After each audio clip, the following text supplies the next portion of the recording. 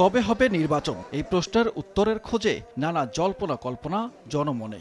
নগর থেকে গ্রাম, রাজনীতির মাঠ থেকে প্রান্তিক চায়ের দোকান, সব জল্পনা কল্পনার অবসান ঘটেছে অভ্যুত্থানের ১ বছর পূর্তিতে প্রধান উপদেষ্টা ডক্টর মোহাম্মদ ইউনূসের ঘোষণায়। ফেব্রুয়ারিতেই ত্রয়োদশ নির্বাচনের প্রস্তুতি নিচ্ছে সরকার। ২০২৬ সালের ফেব্রুয়ারি মাসে জাতীয় নির্বাচন অনুষ্ঠানের আয়োজন করেন। দিন তারিখ ঘোষণা না হলেও স্থবিরতা কাটিয়ে যাত্রা শুরু করেছে নির্বাচনী ট্রেন।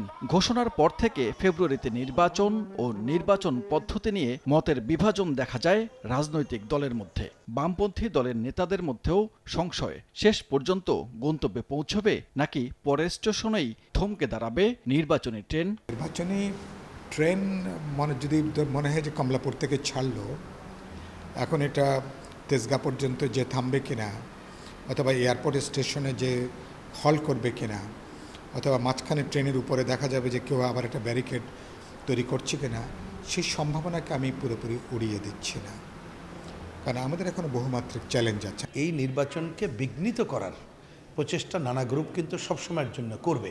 সেইটা যাতে তারা করে সফল না হতে পারে, আমরা যত সময় নির্বাচন করে গণতন্ত্রের পথে হাঁটতে পারি, সেই প্রচেষ্টা আমাদের নিতে হবে। চায়ের সাথে সবাই খোঁজে প্রিয় দোস্ত, শুধুমাত্র প্রাণ টোস্ট। আমার দোস্ত প্রাণ টোস্ট। তবে এরই মধ্যে ফেব্রুয়ারির সামনে রেখেই নির্বাচন নিয়ে ভাবছে বাম দলগুলো। বিএনপির সঙ্গে থাকা বাম দলগুলো জোটবদ্ধ হয়ে নির্বাচনে গেলে আসন ভাগাভাগি নিয়ে আলোচনা করবে।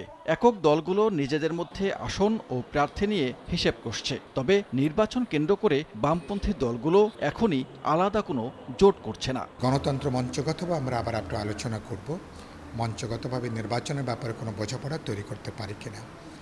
এরপরে বিএনপির সাথে যাদের সাথে আমরা যুগপথে ছিলাম, তাদের সাথে আমাদের কোনো নির্বাচনী বোঝাপড়ার সমঝোতা হবে কিনা, এটা তো একটা গুরুত্বপূর্ণ আলোচনা।